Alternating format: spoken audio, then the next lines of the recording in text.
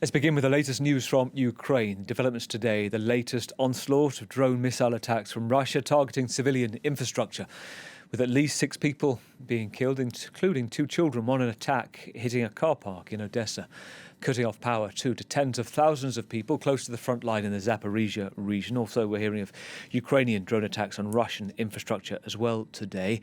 Meanwhile, the Kremlin's briefed reporters today that it's no longer considering a face-to-face meeting between President Trump and President Putin as a priority, a meeting that seemed less likely to happen over the course of the past 2 weeks. And there is continuing confusion over the situation in the strategic town of Pokrovsk. Russia claims to have encircled it, to have killed a helicopter team of special forces too. Kyiv denies both of those accounts, but acknowledges it's become a difficult situation there. Let's start by bringing in our correspondent, Emmanuelle Chaze in Kyiv. Emmanuelle, good to talk to you tonight. We heard in the past 24 hours, didn't we, starting with the situation in Pokrovsk, that the Ukrainians had said special forces were going in. We're hearing these Russian claims. Just give us an update as you know it, and I mentioned how confusing it is for what is going on in Pokrovsk. Absolutely. I'm joining you from Kharkiv, just to say I'm 30 kilometers away from the border with Russia here, and just next to this region of Donetsk, which is plunged in a total blackout since the strikes on energy infrastructure, which you mentioned. And in the city of Pokrovsk, it's not a blackout we're talking about. It is a very chaotic situation with, of course, a war that is also informational. So we have on the one hand Moscow, which claims that it has completely encircled the city, and Kyiv, which denies that encirclement. And indeed, if you look at open source, the city doesn't seem to be fully encircled. However, what is clear is that the Ukrainian army is, to the admission of the president, outnumbered 8-1 in favor of Russia in this embattled city of Pokrovsk. Fighting has been ongoing at the outskirts of the city for over a year now, but only since this summer have Russians managed to infiltrate this city. And the proof of the presence of Russian troops within the city first came through videos showing the crimes they were committing against the population. And now, on the admission of Kyiv, there's hundreds of Russian soldiers who've managed to get into the city. So we're talking about urban fighting, and we're talking about a very difficult situation for Ukraine in order to maintain its logistics, its roads where they can bring men in and out of the city, equipment in and out of the city, and all eyes here are turned towards this city of Pokrovsk, of course, to see whether it is going to fall within the hands of the Russian aggressor, or if Ukraine will continue to manage to maintain their presence in the city, but also at what cost. Stay with us, Emmanuelle. There's a number of developments I want to talk with you about, but let's also bring in for the moment Peter Zalmayev, the director of the Eurasia Democracy Initiative, a think tank, a Ukrainian-American journalist and analyst as well. Peter, great to have you on the programme. Welcome to France 24 tonight. Good evening. Listening to what Emmanuelle was saying, what's your understanding of what's going on in Pokrovsk? And is this a delay operation for the Ukrainians? It's not a matter of if it will fall, but when it will fall.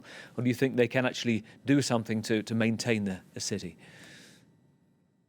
Well, I mean, we have to be very careful, of course. Even military, I'm not a military expert, of course, but even military experts are under a certain gag order, commenting on the military operations inside the city, which is actually close to my heart. I grew up in the area right near Pokrovsk in the Donetsk area.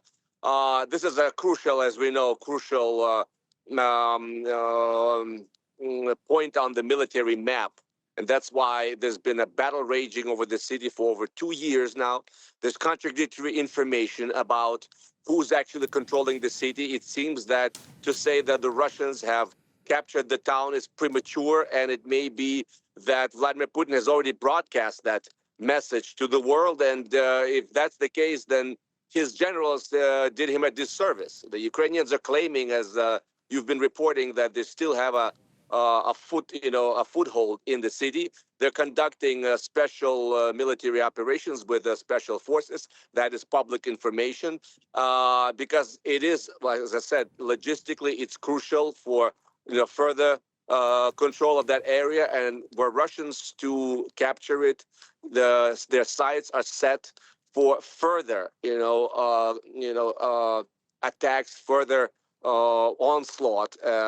Next up would be the Dnieper region. And my take on this is that Vladimir Putin, once again, is trying to get as much Ukraine's territory as possible to get on the offensive where to the point where Donald Trump would essentially be able to come in and sort of save Ukraine by begging Putin to stand down on, conditions that would be essentially capitulatory to Ukraine. He's not there yet, and that's why we've seen that Vladimir Putin has been so reluctant to meet Donald Trump, his American colleague, even halfway in these rounds of phone conversations and the meeting that they had in Alaska. It's very interesting picking up what you said. I saw some quotes from the Institute for the Study of War and also in the Kyiv Independent, Peter, talking about how the Ukrainians were outmanned by about 9-1 and outdroned by about 10 Russian drones to 1 Ukrainian drones. That might also explain the special forces going in.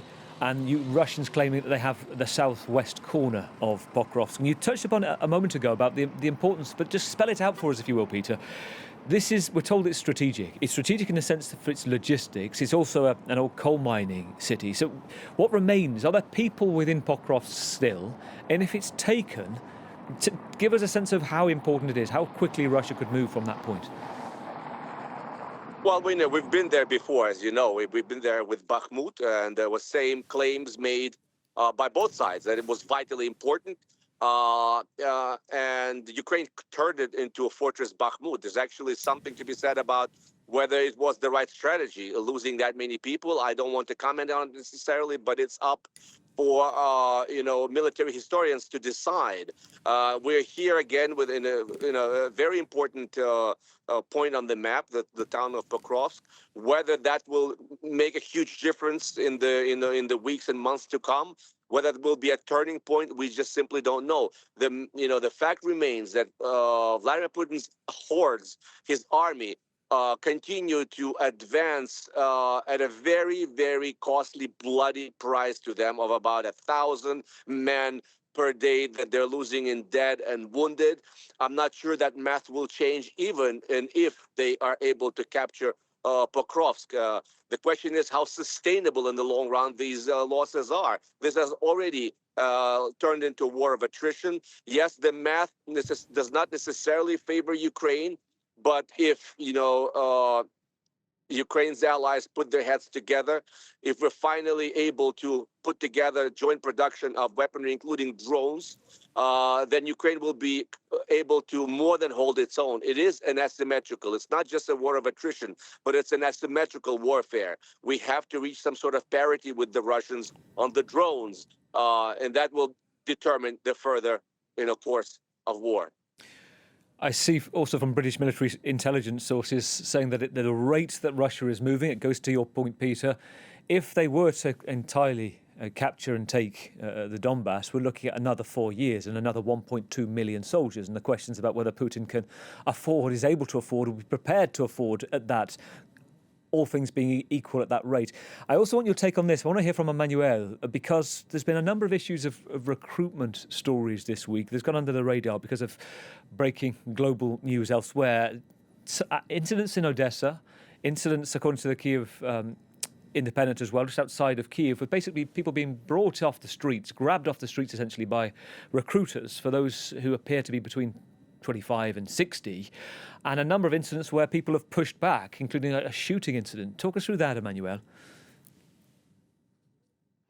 Well, this shows you just how sensitive this issue is within Ukrainian society. Of course, people who wanted to join have done so a long time ago. They have done so in 2022. They have done so in the coming years. And those are not the people you're going to see being called upon by TCK, which is the Office of Recruitment here, the Mobilization centers. And every now and then you will see those videos in local media of people being dragged into the recruitment center because they their papers were not in line of, for example, they had an exemption, but it was no longer valid. Most of it is being electronic through a special app. And of course, those images are also being used by, by the aggressor country, by Russia, to say, see, Ukrainian people do not want to fight. Does that mean that Ukraine has a recruitment issue within its society? Yes, it does, because people who wanted to go fighting, they've already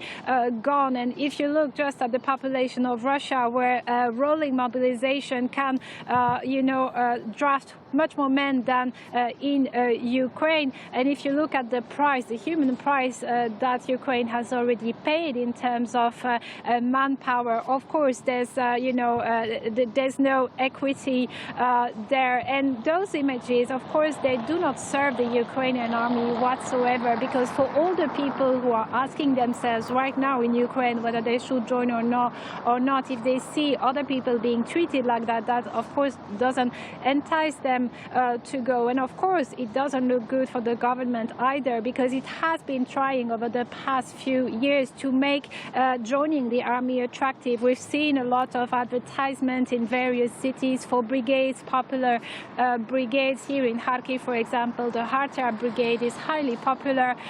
There's also other brigades, all the unmanned, the drones brigade, if you will, are advertising at length with the Magyar Brigade offering 15,000 jobs just earlier this week, and telling people they have to join. So you have on the one hand this communication which tries to bring a positive image of the army, and on the other those recruitment centers, and some of them, they are in the minority, but some of them using very questionable methods towards the population. Is just, very unequal depending on the regions, depending on the center. But of course, seeing people being dragged to a recruitment center is never a good image for any army.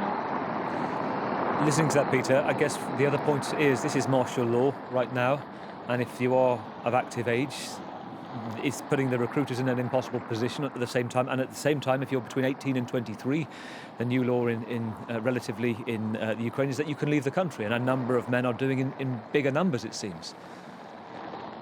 I mean, listen, my eyes are raised. I mean, it isn't my eyebrows. I'm sorry. It's a questionable decision, to say the least. We all know that in wars, it is precisely the most battle-ready part of the population, the demographic part of the population, 18 to 23, and that is precisely the group that President Zelensky and his government decided to allow to leave the country.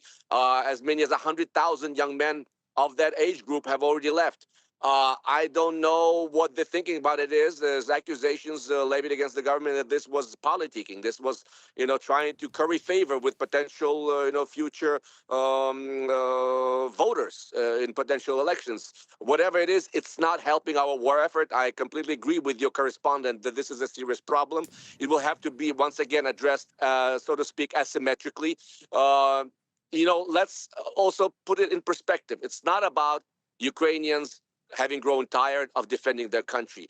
It's a simple math that in any country, there's a certain number that are ready to go into war, a certain number that will never go into war under any pretenses. And the difference is that the Russian government has been able to pay huge sign-up bonuses of up to 30,000 to join the army. Ukraine does not have that. So this will have to be addressed down the line. The sooner the better. I've said that eventually we'll run up against this problem. Europeans will have to probably step in with boots on the ground one way or another, or find money for the Ukrainian government to pay those high sign-up bonuses, because as it is, we're on the losing side of this issue, unfortunately. One area it's worth expanding on, Peter, is an area where Ukraine still seems to be having some success in terms of targeting and hurting the economy when it comes to gas infrastructure, energy infrastructure in Russia. Not just the economy, but it's I guess, preventing it trying to continue its strikes in that key resource line for Russia.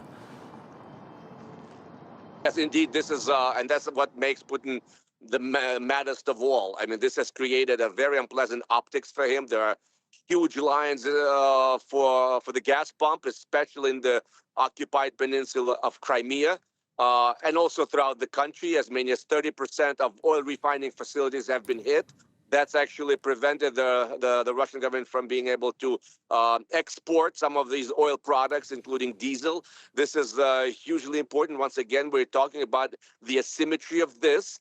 This is hurts Putin where his money is. Of course, it takes more than that. By itself, that will not be sufficient. If Donald Trump, and we're talking about big geopolitics now, is able to persuade India to move away from the purchases of Russian oil, and there's some signs that it's doing it, even though we don't have iron sort of clad confirmation. But if that happens, then when maybe and if Venezuela is somehow the situation in Venezuela resolve itself in favor of Donald Trump, there'll be much more oil on the market. American oil will be in the ascendant. That's what it's all about. I mean,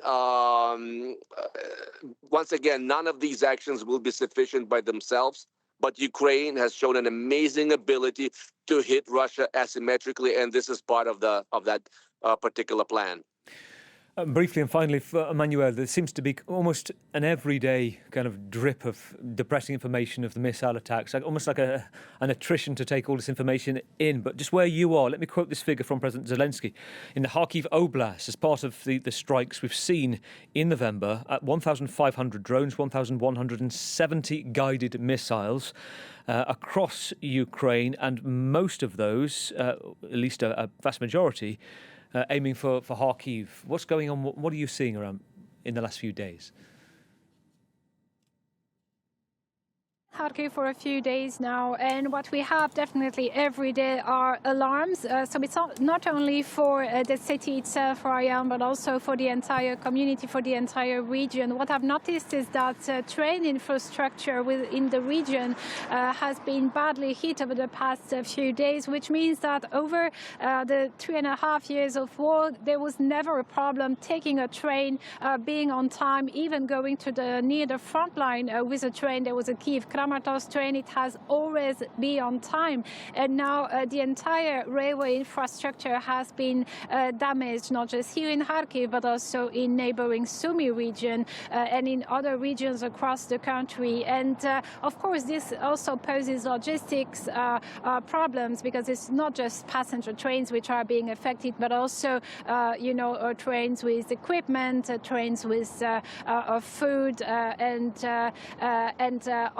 other merchandise. And I see that on the train infrastructure much more than any year before. I see blackouts much more than before. Here in the city, you will not notice it particularly. You will have a few hours every day where you will have a power outage, and it will depend on which area of the city you are. But in more isolated communities, and we can just drive 10 kilometers away from Kharkiv, you will notice that people don't have access to electricity, will struggle to find sources of heat. And actually, in this very same Kharkiv region, there was a warning that Russian sabotage groups have mined, logs that people would use instead of gas. If they don't have gas heating, they would go out to take some logs, and within it, some Russian saboteurs would have hidden mines. So you see that it's a politic of terror for the population, of trying to make this region, this land entirely uninhabitable, so as for people to either leave or ask for the government to stop the war. But Ukrainians are simply not there yet. They are still continuing to fight, even if it's really unbelievably hard, not only on the front line, but also for civilians who remain in the country. Emmanuelle, good to hear from you as always. Emmanuelle Chaze, our correspondent in Kharkiv. Peter, a pleasure. Peter Zalmayev, a director of the Eurasia Democracy Initiative. Thank you. Speak to you both very soon.